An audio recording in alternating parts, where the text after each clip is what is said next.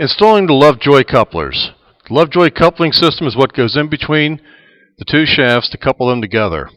First of all, remove what's called a spider, if there is one. It's this black rubbery object, little place for a hub. That's called a spider. We dropped off to the side and we just have the two metal shafts. Now the key thing is that the shaft hole should be a 5/8 hole nominally to fit the 5/8 shaft. And the other one should be a 5/8 hole as well to fit this 5/8 shaft. If we had different size shafts, we would use different size shaft Lovejoy couples and let the coupler itself have the same diameter around the outside. At this point, we actually move the motor, not the shaft, because we assume the shaft assembly is fixed. So the motor slides back, as you can see, through the slots far enough away so we can drop the Lovejoy in.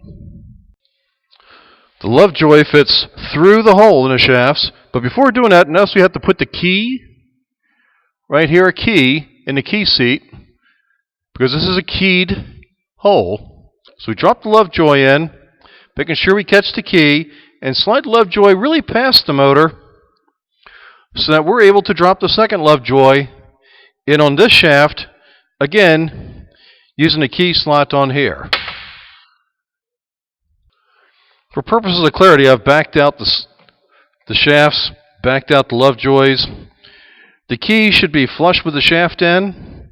The Lovejoys are backed way out because the next thing that has to be dropped in is the spider, which gets dropped in with the indentation against the driven shaft. So this gets placed inside, in between the two shafts, and then placed up against this shaft.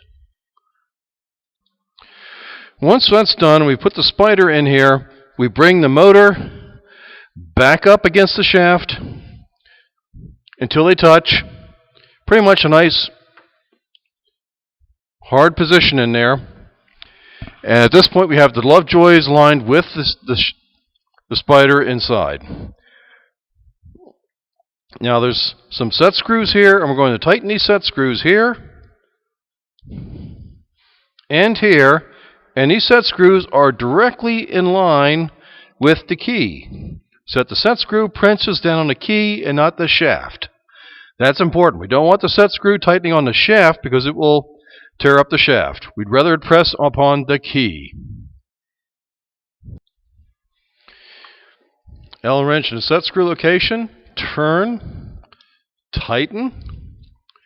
Then over on this set screw, again, press in, turn, tighten, and that gets these two aligned up. Now we twist the motor in particular to try to line up the shaft as much butted up against as possible, up against the shaft. Notice I still have not tied these collars on yet. I'm keeping this nice and loose. Notice I can grab the shaft here and turn pretty readily. It's pretty easy to turn. Grab the motor shaft down here, pretty easy to turn. Grab this shaft, pretty easy to turn. It should be very free and easy to turn this.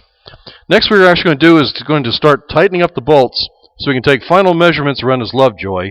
And here's where it's important to try to have this lined up visually, at least the line of sight of the eye, just above it, to try to line up the shaft in a straight line this way.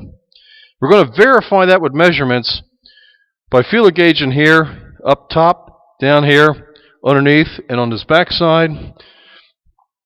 We'll get calipers and feeler gauge in here, and that will verify it, but at this point we really do need to tighten this down there so it doesn't move. That allows us to sit there and get reasonable measurements, and if we have to back off these bolts, loosen up, and retighten, then we go ahead and do that. So let me go ahead and tighten these bolts down, and then we're going to pick up how to measure these gaps.